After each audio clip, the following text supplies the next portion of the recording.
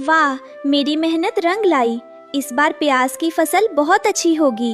अच्छा, इतनी खुशी? अभी इस खुशी को गम में बदलता हूँ।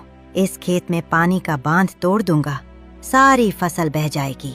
कालू कौवे ने चालाकी से नहर का रास्ता रानो के खेत की तरफ मोड़ दिया। अब पानी तेजी से रानो के नन्हे पौधों को डुबाने के लिए आगे बढ़ रहा था।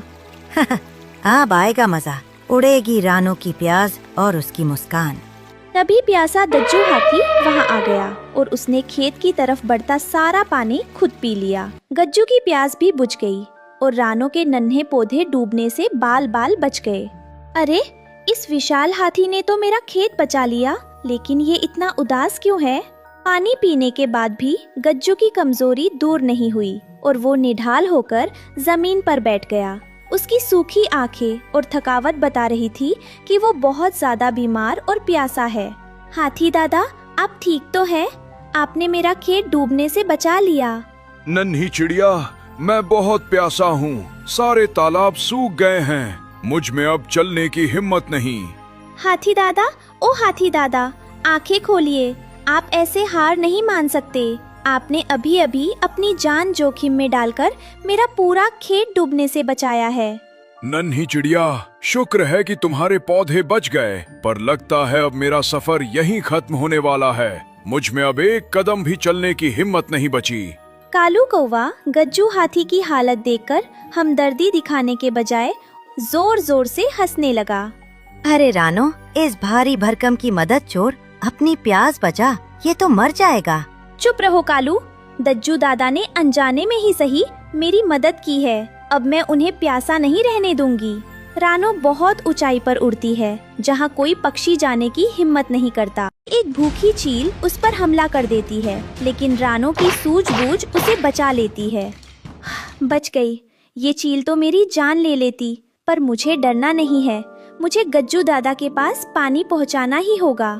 रानो फिर से उड़ती है और एक ऊंची चोटी पर सुस्ताने के लिए बैठती है।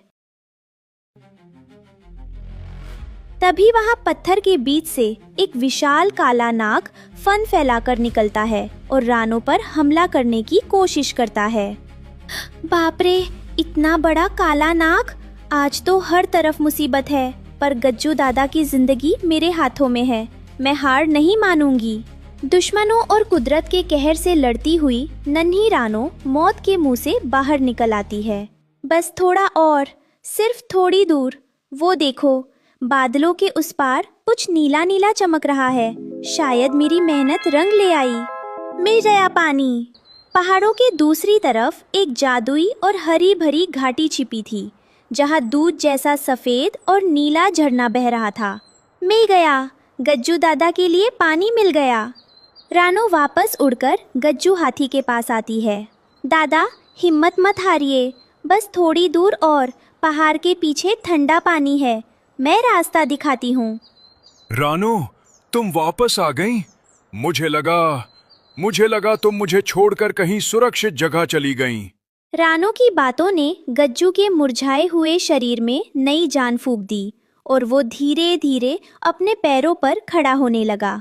छोटी सी जान और इतना बड़ा हौसला, शुक्रिया रानो। गज्जू झरने के पास पहुंचता है और जी भर कर पानी पीता है। उसके शरीर में नई जान आ जाती है।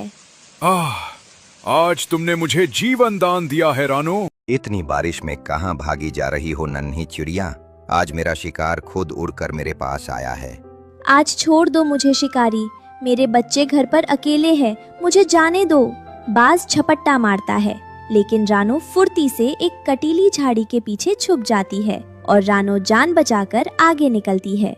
तभी उसकी नजर एक ऊंचे पत्थर पर बैठे काले नाग पर पड़ती है।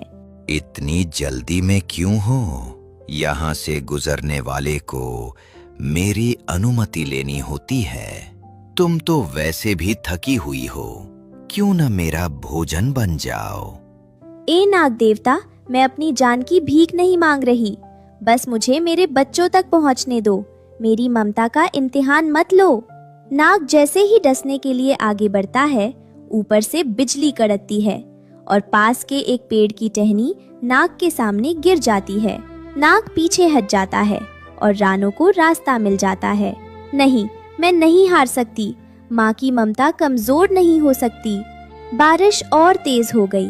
बच्चे नानी के सीने से चिपके हुए हैं। नानी की सांसें फूल रही हैं, पर उनकी पकड़ ढीली नहीं पड़ती। नानी, देखो घोंसले के तिनके उड़ रहे हैं। क्या हमारा घर टूट जाएगा? नहीं मेरी लारू, तुम डरो मत। जब तक हम एक दूसरे को जोर से पकड़े हुए हैं, तब तक कोई हमें कुछ नहीं कर सकता। अपनी आंखें बंद करो और अच्छी बातों के बारे में सोचो। नानी, आप कांप क्यों रही हो? कुछ नहीं बेटा, ये तो बस थोड़ी सी ठंडी हवा है। नानी बहुत बहादुर है ना? नानी, आप दुनिया की सबसे अच्छी नानी हो।